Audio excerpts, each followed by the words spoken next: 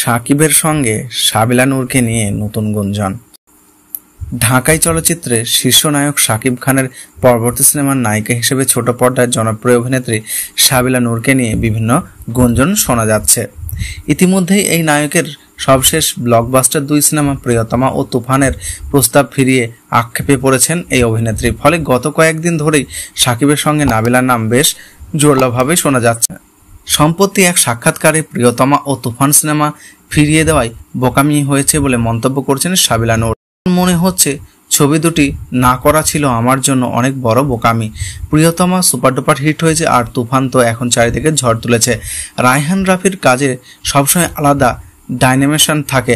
Most importantly আমাদের দেশের superstar Shakib খানের সঙ্গে কাজের সুযোগ হাতছাড়া হয়েছে। কেন দুটি সিনেমা ফিরিয়ে দিয়েছেন এমন প্রশ্নের প্রিয়তমার কারণ উল্লেখ করেছেন অভিনেত্রী। তবে তুফান নিয়ে খোলাসা করে কিছুই বলেননি।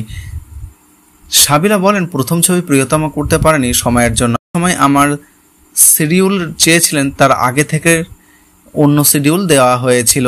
আর তুফান নিয়ে এখন বেশ কিছু বলতে চাই না, তাই ছবির এত প্রশংসা ছবি না করতে পারা আমারই ক্ষতি।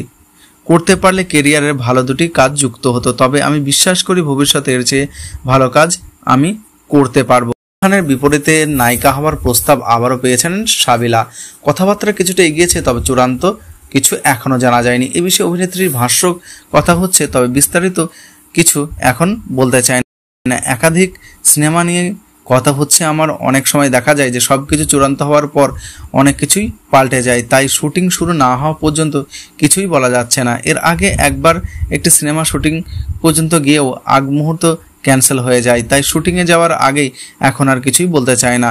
সাবিলা নূরকে সবশেষে দেখা গেছে ওয়েব সিরিজ গোলাপ মামুনের শিহাব শাহিন পরিচালিত। দর্শক মহলে বেশ প্রশংসিত হয়েছে।